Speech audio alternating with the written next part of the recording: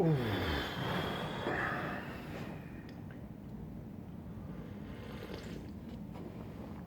I've actually conned, C-O-N-N-E-D you, a tiny bit this morning.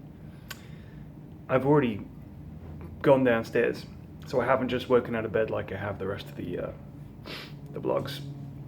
What I did was I threw on a pair of trousers, commando style. I threw on yesterday's t-shirt and then just went downstairs, got a cup of tea, came back up and got back into my bathrobe. I am going to take it easy this morning, play a bit of Dotes, but I couldn't get by without a proper cup of tea, because we stayed up a little bit later last night. We were playing a few games, had a few drinks, you know. Unfortunately, I don't know if you can see it actually. See if you can see a cut on my head around about there. I don't know if I can get that in shot or not. Anyway, we were in the dining hall, and I was leaning back on my chair like an idiot, and someone did something silly and I laughed, and unfortunately I tipped completely backwards. I did the old whoa, whoa, whoa, whoa, and then I fell backwards, and my head scuffed against the arm or the leg, sorry, of another chair behind us, and I felt it cut straight away, and I was like, shit. So there was a little bit of blood, but nothing serious.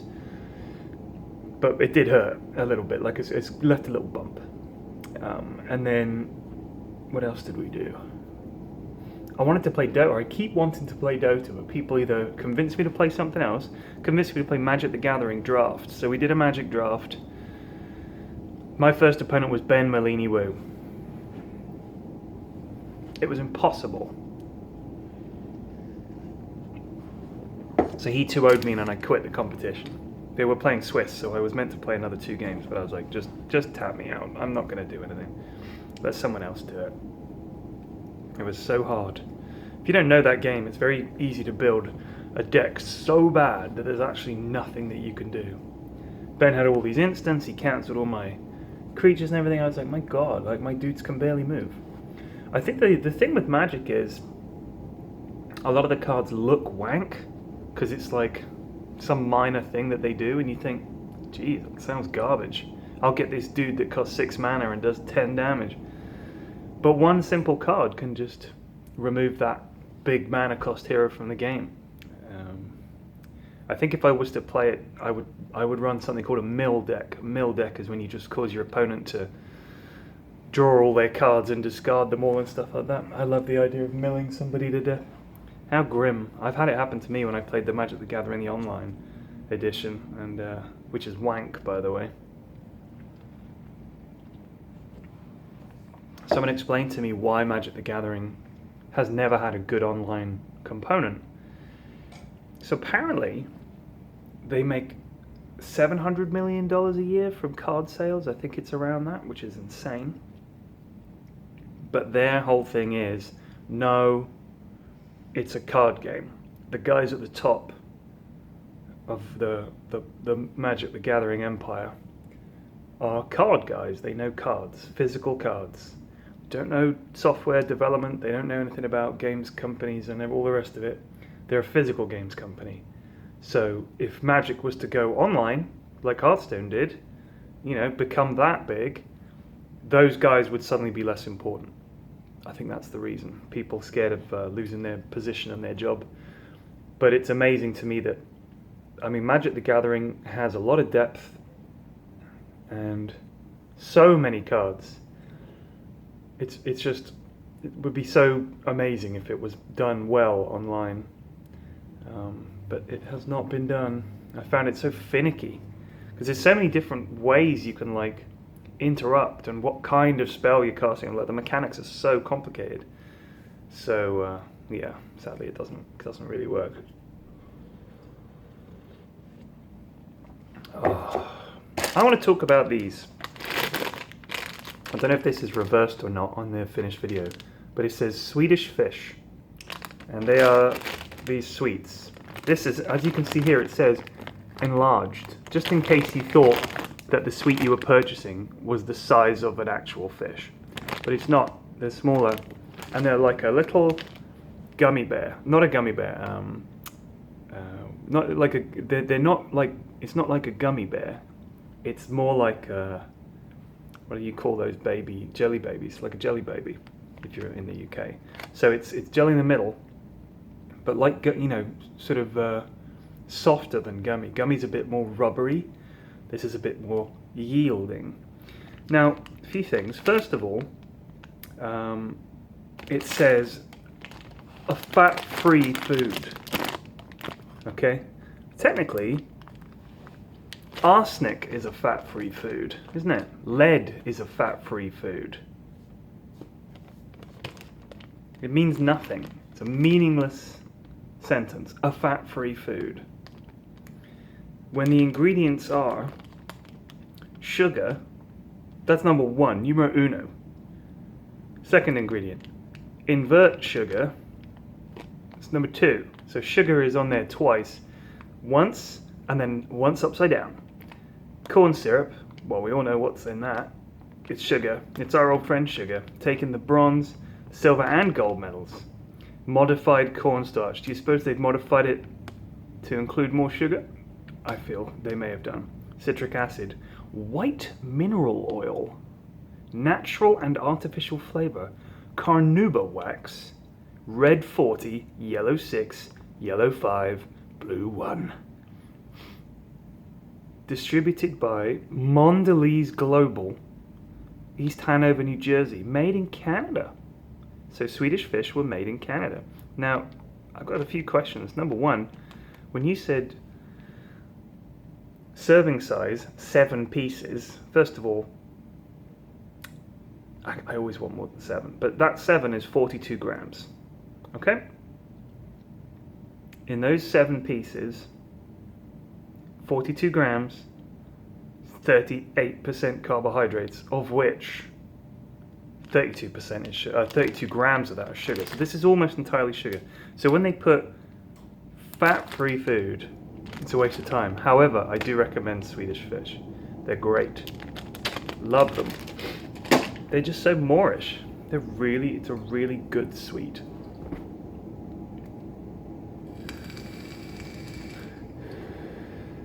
I also got a bag of goldfish.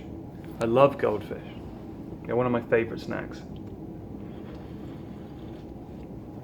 So I watched a movie last night called Get Out, which is about a young black guy who's dating a white girl, and she invites him to meet her parents, and they live in a massive house in the country. And he goes out there, and as they're driving in, he notices that they have 2 servants, and they're both black. And his potential father-in-law, you know, his girlfriend's dad is like, I know what you're thinking. Don't worry about it. It's just the way it goes, and all the rest of it. And he's thinking, So he goes up to talk to them, and they're really weird. They're like Stepford wife weird. They're sort of like, it's so wonderful to meet you. They're like really odd. And there's like a picnic sort of thing where a bunch of people come over. And one of the people that comes over is this young black guy about his age. And he kind of recognizes him. And this guy's with a much older white woman. And he sort of says hi to the guy. And the guy's really odd, speaks in a really strange way. And he goes to sort of fist bump the guy, and the guy just grabs the whole of his fist. Like he doesn't have any idea, about fist bumping. And then he takes a picture of the guy sneakily to send to his buddy back home. And when the flash hits this guy's eyes, he starts to bleed from the nose, and he starts stumbling towards him. He's like, get out, get out. And it goes on from there. So it's an interesting movie. It's by Jordan Peele, who did Key and Peele, if you've ever seen those. They did a lot of sketches on Comedy Central. You can find some of them on YouTube. Sadly, a lot of them got taken down. And they did the movie Keanu, which was about a guy rescuing his kitten who's called Keanu. They did something else as well. I quite like them. I think they're really funny guys. And this was an interesting film because I guess the premise they came up with was, imagine if you were dating a white girl and you're a black guy, what is your worst nightmare? Like the very worst way that visit could go. And this is the way the film goes. It's not quite what you expect. It is kind of silly in a lot of ways, but it is worth seeing. I give it 7 out of 10.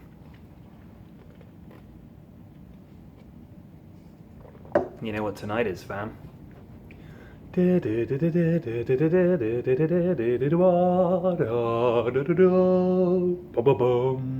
have a view of pie. We're gonna watch it. Will's got HBO Go.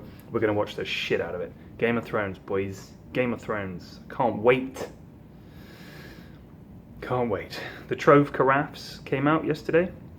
Autograph Trove carafes. If you wanted to say hi with money, you could buy one. It goes to me. Also, some new Immortals came out. I need to buy them in a minute. Yeah, yesterday was kind of chill actually. We just sort of, the group stages didn't end in any tiebreakers. The teams that went home, I think 100% deserved to go home. I think, like the panel said, if you look at the final standings, other than OG being lower bracket, maybe one other team you could think might have done slightly better. Pretty much as expected. I do think LFY have kind of surprised with how good they've been. They only started dropping games really once they qualified, and they started just not messing around, but not giving away anymore. Pycat was talking about it to us, and PPD, and we were like, the point is, once you're through, you don't need to try. You know you don't need to try. It's not your job to make the format work by trying your best. Why? You shouldn't play well. Just just goof around. Seriously, sorry. It's their prize, and if you got lucky and you play against them and they don't do their best and they don't play as well as they have done, the point is they don't have to give away anything else, and they get the chance to try and, as PPD called it, build their bracket, which is where you sort of try and help out a team that you'd rather face and try and hurt a team that you don't want to face. It's competition. Everybody does it. It's completely equal. You want to be in that position yourself, play better. That's it.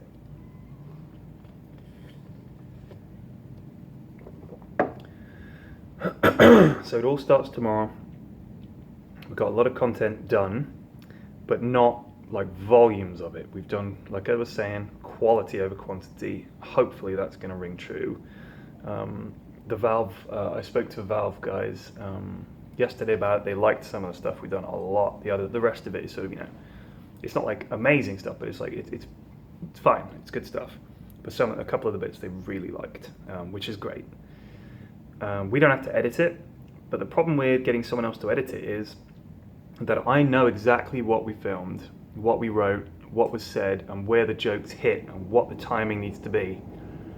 And you just have to hope the editor does too. So I think Ken has given them some notes and pointers and stuff, because when we shot a lot of this stuff, we knew in our minds exactly what the pacing was, where the hits were. And if you have someone sit down and they don't follow Dota maybe, and they just edit it like click, click, click, click, click, and it's just they blat out stuff that in fact they needed to keep. It's difficult. If you're having an edit on, especially comedy stuff, you have to have sort of final cut, if you like, because otherwise half the jokes, if the other person doesn't get them, are just, they're gone. I'm not sure I'll be doing these during the main event. I'll try, but I think we probably get over there pretty early, and I'm not sure what time I'm going to be getting up in the morning, whether I'll be doing vlogs in the morning. I might do. I'll try, but we'll have to see. We will have to see. If you watch my stuff and you want to say hi, I'll be walking around at the venue a lot. I know that I've got quite a few of my Twitch subscribers and stuff are going to be there. People in from my Discord and stuff, come along and say hi. I'd love to see you. Maybe we could all go out to a pub or something one night. Would be a good laugh. Because I know I'd really like to hang out with a bunch of you. A lot of people I follow on Twitter that I talk to are going to be there. It'd be cool to meet all of you guys as well. I did have some guy message me on Twitter. He said, in town for one night, care to meet up? Like he just got into Seattle or something, just wanted to hang out. If I don't know you at all, super unlikely that I'd want to have a one-on-one interaction. That's basically a Tinder date at that point, or like a Grindr date. I have no interest in just meeting up with someone I don't know. That would be kind of weird. You know what I'm saying? It would be, wouldn't it? I mean, you can see that. I do get asked a lot. I get messages quite often. Hey, I'm in London this weekend. Can we meet up? I was like, I don't know you. They just want to say hi. Like, no, I'm not going to travel an hour and a half into London to meet someone who I've never met so that you can say hi and then we'll go our separate ways. Unless I don't know what it is. It's just, if you're just going to try and kill me, who knows? You're a murderer? You're a mugger? Are you crazy? It's troubling. troubling to me. I'm tired. Tired this morning. I'm gonna take it easy till lunchtime. Play some dotes. Call my wife and see if I can chat to my kids. Read my book. Finish my book, I think. I'm reading Collapsing Empire by John Scalzi. Nearly finished this book. It's good. I'm like hardly any pages left, so I think I'll finish that. Keep drinking my tea. Anyway, I'll see you guys at the main event. It's going to be good. Perhaps this group stage hasn't been the most thrilling, hasn't been the most in terms of what people wanted from the production and things. I know there were a lot of people moaning, but honestly, the group stage is about getting to TI. This next week is where Valve have put all the effort, because the group stage is essentially just a series of games that at the end of it, unless you're one of the teams that gets knocked out, yeah, it sucks if you're lower bracket. It's great if you're upper bracket, but as we saw last year, you can finish upper bracket and immediately drop to lower bracket. You can have a lower bracket run to the final. So I think the groups are important, but they're not as important as people think. And I think that when you see just how good the main event is going to be, everyone's going to forget everything they had to say about the group stage and just enjoy it. It's going to be a great tournament. There's some good teams. They're really good teams. A lot of competition this year. And I just look at a lot of the games and it's just like, God, these are going to be hype games. And then you've got OG, who have never won a best of 3 at an international. That's incredible. That is incredible. Specifically, Fly and No Tail had never won a best of 3 at the international. But by extension, therefore, neither have OG. This is the year to do it. They've got to break that hoodoo. They've got to do it. And best of luck to them. But it's going to be a tall order. I will see you guys maybe tomorrow. Thanks for watching. Take it easy.